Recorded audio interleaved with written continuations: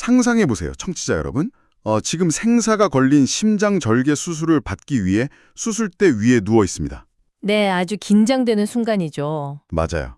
마취약이 혈관을 타고 들어오면서 의식이 몽롱해지려는 바로 그 찰나에 엄청난 사실을 알게 되는 겁니다.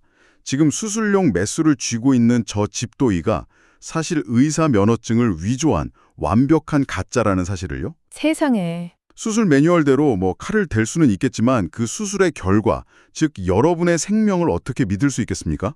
오늘의 심층 탐구에 오신 것을 환영합니다. 방금 말씀하신 그 상황에 제가 조건을 하나 더 악화시켜 볼까요? 여기서 더 나빠질 수가 있나요? 네, 만약 그 가짜 의사가 전 세계에서 그 수술을 할 수 있는 유일한 사람이라면 어떨까요? 다른 병원으로 도망칠 수도 없는 거네요. 그쵸. 완벽한 절망이죠. 오늘 우리가 다룰 브루스 매치거 박사의 신약 배경사 자료와 1세기 유대교 분석 논문들이 보여주는 게 바로 이겁니다. 이 끔찍한 수술대 위의 공포가 고대 유대 사회 전체를 덮쳤을 때 도대체 어떤 일이 벌어졌는가를 추적하는 거대한 심리사회학적 보고서거든요. 그래서 오늘 우리의 미션은 명확합니다. 어떻게 하스모니안 왕조의 그 권력욕이 유대인들에게 그토록 끔찍한 실존적 위기를 초래했는지, 그리고 이 거대한 시스템 붕괴라는 공포 앞에서 각기 다른 집단들이 어떤 생존 전략을 선택했는지 따라가 보는 겁니다. 맞습니다. 아주 흥미로운 여정이 될 겁니다. 특히 훗날 신약 성경에서 엄청나게 중요한 역할을 하게 될 바리새파가 도대체 어떤 기막힌 선택을 했는지가 오늘의 핵심이거든요. 자, 이제 본격적으로 이 위기의 발단부터 파헤쳐 볼까요? 때는 기원전 2세기 하스모니안 왕조의 등장입니다. 네, 그 배경을 잠깐 짚자면요.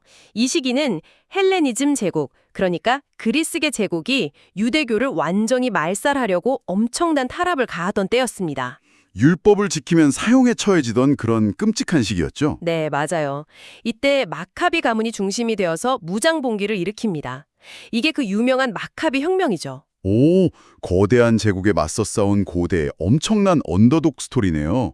기적적으로 독립을 쟁취하고 유대인들만의 나라를 세웠으니까 사실 여기서 샴페인을 터뜨리고 해피엔딩으로 끝났어야 하는 거 아닙니까? 사실 원래 영웅의 타락이 가장 무서운 법이거든요. 혁명으로 권력을 잡은 하스모니안 왕조의 지도자들, 요나단과 시몬 같은 인물들은 외세를 몰아낸 정치적 지배자가 되는 것으로 만족하지 않았습니다. 그럼 뭘 더 원했던 거죠? 그들은 당시 유대 사회의 최고 권력이자 가장 신성한 자리였던 대제사장직까지 스스로 꿰차버렸습니다. 잠깐만요. 대제사장은 아무나 할 수 있는 게 아니잖아요. 출애굽기나 레위기를 보면 오직 아론의 혈통만 대제사장이 될 수 있다고 완전히 대못을 박아놓지 않았습니까? 바로 그게 폭탄의 뇌관이었습니다. 하스모니안 가문은 제사장 가문이긴 했지만 대제사장이 될 수 있는 정통 아론의 혈통, 즉 사독 계열이 아니었거든요. 혈통적 자격이 없는 자가 군사력을 바탕으로 종교적 최고 권력까지 장악해버린 겁니다. 그러니까 아까 제가 처음에 말한 그 가짜 의사가 무력으로 병원장 자리까지 다 차지해버린 거군요. 정확한 비유입니다. 그런데 이게 왜 단순한 정치적 스캔들이 아니라 실존적 패닉으로까지 번진 건가요? 권력 다툼은 역사에서 흔하잖아요. 대제사장이 유대교에서 어떤 존재인지를 먼저 이해해야 합니다. 유대인들에게 1년 중 가장 중요한 날이 언제인지 아시나요? 대속죄일 아닌가요? 욤키푸르라고 하는? 맞습니다. 대속죄일이죠. 이날 대제사장은 이스라엘 전체의 죄를 짊어지고 성전의 가장 깊고 거룩한 곳, 지성소에 들어갑니다. 거기서 피를 뿌리며 속죄 제사를 드려야만 비로소 이스라엘 백성 전체의 1년치 죄가 용서받고 하나님의 진노를 피할 수 있거든요. 와, 끔찍하네요. 만약 그 대제사장이 율법이 정한 자격 요건을 갖추지 못한 가짜라면 네, 지성소에서 드린 그 제사는 완전히 무료가 되는 거죠. 백성들 입장에서는 진짜 미칠 노릇이겠네요. 올해 우리의 죄는 용서받았는가? 이 질문에 아무도 그렇다고 확신할 수 없게 된 거잖아요. 정확히 그 지점입니다. 속죄체계라는 그 거대한 시스템의 신뢰도가 하루아침에 0으로 떨어져 버린 겁니다. 죄가 씻겨나가지 않는다면 남을 건 하나님의 심판과 저주뿐이거든요. 이건 인사비리 정도가 아니네요. 그렇죠. 민족 전체의 영적 생명줄이 끊어질지도 모른다는 거대한 공포였던 거죠. 자, 그럼 이쯤에서 청취자 여러분, 우리가 만약 이런 상황이라면 어땠을까요? 가장 굳게 믿었던 국가의 메인 시스템, 우리의 영적인 구명줄이 완전히 썩어버린 걸 알게 되었을 때 말입니다. 사람들은 도대체 어떻게 반응했을까요? 시스템이 붕괴했을 때 인간이 보여주는 가장 첫 번째 본능적 반응은 참 흥미롭게도 기득권의 유지입니다. 아, 내가 가진 걸 놓치기 싫으니까. 네, 내가 가진 부와 지위를 지키기 위해 고장난 시스템에 그냥 올라타 버리는 거죠.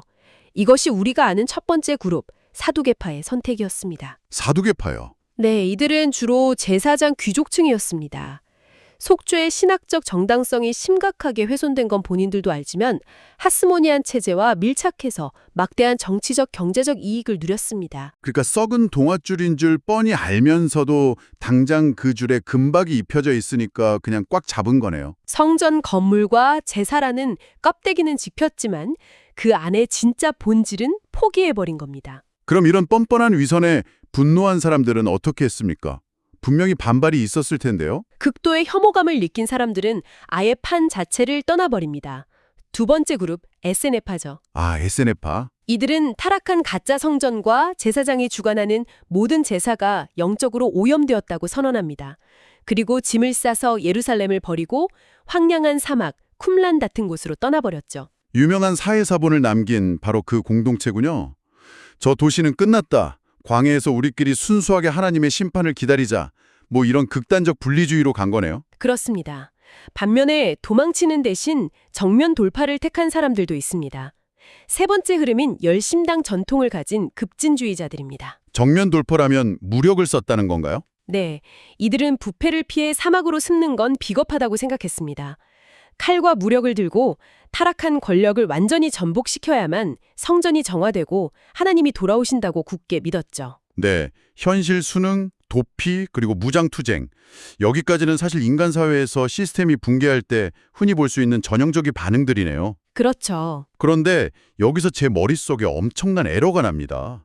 우리가 아는 1세기 유대교의 메인스트림, 율법에 가장 철저하고 백성들의 종령을 한몸에 받았던 바리새파가 아직 남아있잖아요. 네, 드디어 바리새파가 등장할 차례네요. 아니, 논리적으로 생각하면 가장 분노해서 무기를 들거나 가장 먼저 사막으로 도망가야 했을 이 간간한 율법학자들은 도대체 무슨 선택을 한 겁니까?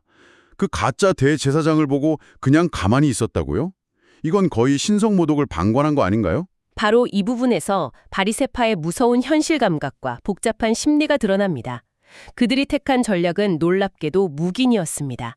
묵인이요? 네, 표면적으로 그들은 하스모니안 왕조의 대제사장직 강탈을 정면으로 부정하지도 않았고 폭동을 일으키지도 않았습니다. 아니, 박하와 근체의 11조까지 아주 철저하게 계산하던 그 깐깐한 사람들이 대제사장은 아론 혈통이어야 한다는 토라의 핵심 원법을 위반했는데 그걸 묵인했다고요?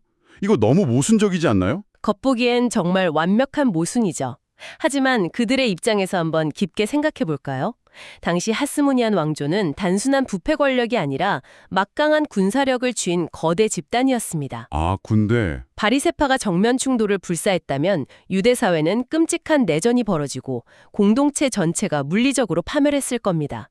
외세를 몰아내고 겨우겨우 세운 독립국가가 내부에서 무너지는 걸 원치 않았던 일종의 뼈아픈 고육지책이었던 셈이죠. 국가의 완전한 멸망보다는 비록 부패한 시스템이라도 일단 유지되는 게 낫다고 본 거군요.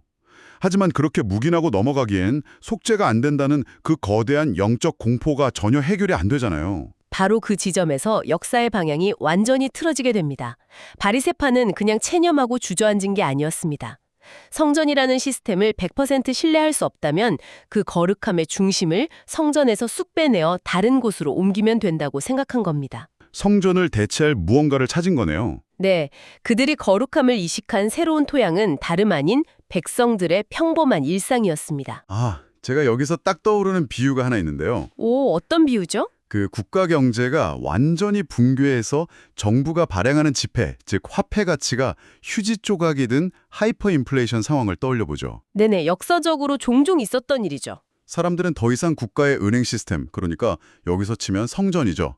그 시스템을 믿지 못합니다. 그래서 살아남기 위해 담배나 병뚜껑 같은 새로운 자체 화폐 체계를 만들어서 시장에서 통용시키는 거예요. 정부의 지폐가 가짜가 되니까 일상에서 통제 가능한 새로운 가치 기준을 아예 만들어버린 거네요. 와, 완벽한 통찰입니다.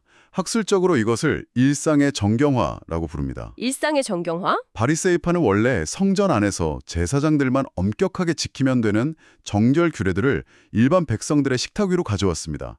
밥 먹기 전에 손을 도대체 어떻게 씻어야 하는지, 어떤 그릇을 써야 하는지, 누구와 밥을 먹으면 안 되는지를 율법화해서 일상생활 전체를 규범으로 묶어버린 거죠. 평범한 저녁 식탁을 그냥 성전의 제단처럼 만들어버린 거군요. 맞습니다.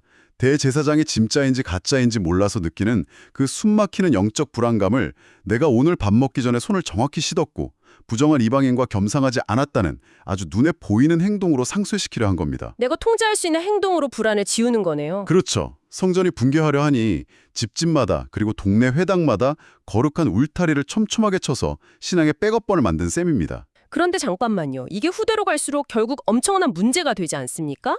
예수님이 신약 성경에서 바리새인들을 그렇게 강하게 비판하신 핵심 이유도 바로 이거잖아요.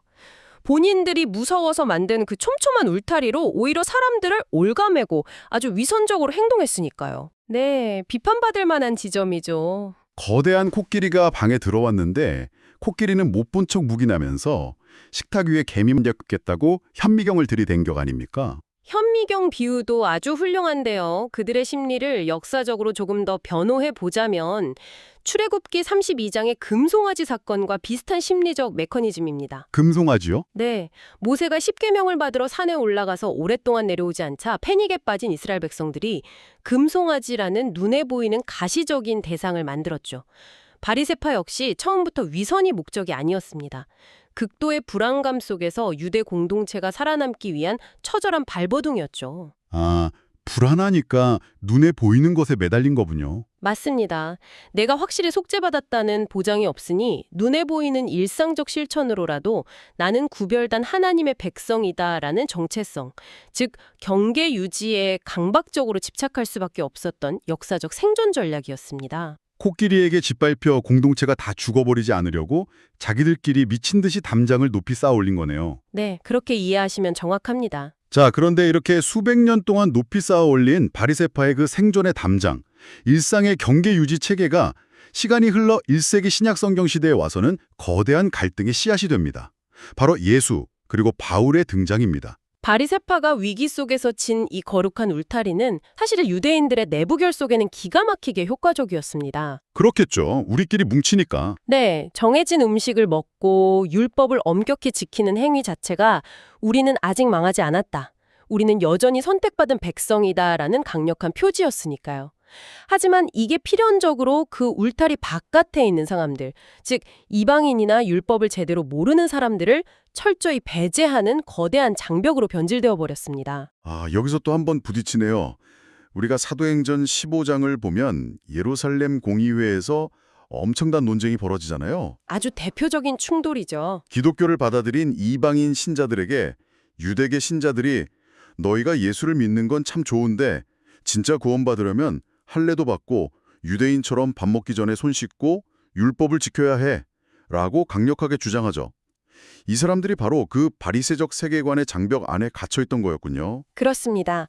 신약 시대의 이 갈등들은 단순히 율법 조문을 어떻게 해석할 것인가의 가벼운 문제가 아니었습니다. 그 진짜 본질은 누가 하나님의 백성인가, 그리고 그 울타리의 경계선을 누가 정하는가 하는 거대한 정체성의 충돌이었습니다. 목숨이 걸린 문제네요. 유대계 신자들에게 율법적 실천은 수백 년간 민족의 멸망을 막아준 생명줄이자 방공호였으니까요. 그렇게 생각하면 유대인 신자들 입장에서 볼 때 바울이라는 인물이 거의 무정부주의자나 테러리스트처럼 보였겠어요. 바울은 한때 그 누구보다 이 담장을 높게 쌓았던 바리새파 중에 바리새파였잖아요. 맞습니다. 엘리트 바리새인이었죠. 그런데 갑자기 나타나서 이 담장 이제 다 철거해라 라고 외친 거잖아요. 수백 년간 자신들을 영적인 공포에서 지켜준 방공호를 부수라고 하니 얼마나 끔찍하고 두려웠겠습니까? 바울은 도대체 어떻게 이 거대한 율법의 심리적 장벽을 무너뜨린 거죠? 단순히 그냥 뭐 이제 법 같은 거 필요 없어 이렇게 퉁친 건 아닐 테고요. 바울이 던진 충격적인 패러다임 전환은 그 장벽이 세워진 근본 원인을 아예 해체해버린 데 있습니다. 청취자 여러분, 아까 바리새파가 장벽을 왜 세웠다고 했죠? 진짜 대제사장이 없어서 속죄가 불완전하다는 두려움 때문이었잖아요. 맞습니다. 그런데 바울은 십자가 사건을 통해 마침내 궁극적이고 완전한 속죄가 성취되었다고 선언한 겁니다. 아, 하스모니안 가문이 망쳐놓았던 그 고장난 수술실에 진짜 자격을 완벽히 갖춘 영원한 대제사장, 즉 예수 그리스도가 들어와서 단번에 그리고 영구적으로 그 심장 수술을 완벽하게 끝내버렸다는 거군요. 네, 바울의 논리는 정말 기가 막힙니다.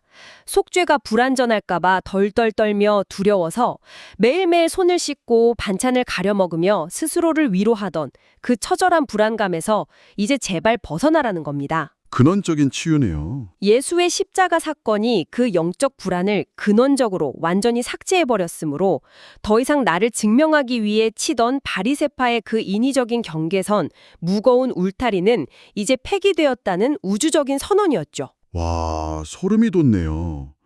이건 단순히 낡은 율법 조문이 폐지된 게 아니라 율법이라는 담장을 세울 수밖에 없었던 그 인간의 깊은 심리적 공포와 실존적 불안을 십자가가 완전히 박살내버렸다는 거군요. 네, 오늘 우리가 짚어본 이 흐름은 단순히 종교의 역사가 아닙니다. 제도가 무너지고 시스템의 신뢰가 바닥을 칠 때 인간 공동체가 어떻게 진화하는지, 그리고 진짜 완벽한 해결책이 등장했을 때 기존의 낡은 생존 방식과 어떻게 충돌하는지를 보여주는 아주 압도적인 역사적 드라마죠. 자, 그럼 이제 오늘 다룬 이 거대한 역사를 우리 청취자 여러분의 삶의 자리로 한번 가져와 볼까요? 우리가 굳게 믿고 의지하던 거대한 시스템, 그것이 직장이든 국가 경제든 아니면 내가 속한 어떤 이념의 공동체든 그 시스템의 근간이 썩어버렸다는 걸 알게 될 때가 분명히 있습니다. 네, 살다 보면 겪게 되죠. 그럴 때 우리는 과연 어떻게 반응할까요? SNF파처럼 모든 걸 혐오하며 우리만의 고립된 동굴로 짐을 싸서 숨어 들어갈까요? 아니면 열심당처럼 분노로 무장하고 누군가를 폭력적으로 공격할까요? 아니면 사도계파처럼 기득권에 편승할 수도 있겠죠. 그렇죠. 그것도 아니면 오늘의 주인공 바리새파처럼 타락한 현실 본질은 눈감아버린 채 그냥 내가 통제할 수 있는 아주 작은 규범들에만 병적으로 집착하며 나만의 알량한 울타리를 치고 그 안에서 도덕적 우월감을 느낄까요? 매우 날카롭고도 묵직한 질문입니다. 역사 속 이들의 생존 투쟁은 오늘날 우리 내면을 비추는 완벽한 거울이 되어줍니다. 위기 앞에서 내가 어떤 방식으로 내 마음의 경계선을 긋고 방어 기제를 작동시키는지를 깊이 돌아보게 만들죠. 오늘 심층 탐구를 마치기 전에 오늘 이 방대한 자료들을 보며 제 머릿속을 스치고 간 아주 도발적인 질문 하나를 여러분께 던지고 싶습니다. 네. 만약 바리새파가 성전이라는 중앙 집중식 신앙을 포기하지 않았다면 어땠을까요? 그들이 그 끔찍한 위기 속에서 율법을 개인의 일상과 동네방네 세워진 회당 중심으로 쪼개고 분산시켜 놓지 않았다면 말입니다. 아주 흥미로운 가정이네요. 과연 초기 기독교가 예루살렘 성전이라는 좁은 공간을 벗어나서 로마 제국 전역으로 그토록 빠르고 폭발적으로 퍼져나갈 수 있었을까요? 듣고 보니 그러네요. 어쩌면 기독교라는 거대한 보편 종교가 전 세계로 뻗어나갈 수 있도록 로마 제국 곳곳에 회당을 짓고 일상적인 예배의 인프라를 아주 탄탄하게 깔아준 사람들이 아이러니하게도 훗날 예수를 가장 격렬하게 반대했던 바리새파의 그 치열한 생존 본능이었다고 볼 수 있겠네요. 맞습니다. 고장난 대형 병원을 피하려고 동네마다 필사적으로 작은 보건소들을 수천 개 만들어놨는데 훗날 진짜 완벽한 명의가 나타나서 바로 그 보건소 네트워크를 타고 전 세계의 환자들을 살려낸 셈입니다. 역사의 거대한 아이러니네요. 네, 역사 속에 숨겨진 이 기막힌 아이러니가 청취자 여러분에게도 새로운 영감이 되기를 바랍니다. 세상의 모든 일은 우리가 생각하는 것보다 훨씬 더 복잡하고 또 경이롭게 연결되어 있으니까요. 오늘의 심층 탐구는 여기서 마치겠습니다. 다음 시간에도 여러분의 지적 갈증을 시원하게 해소해줄 새롭고 깊이 있는 자료들과 함께 돌아오겠습니다. 함께 해주셔서 감사합니다.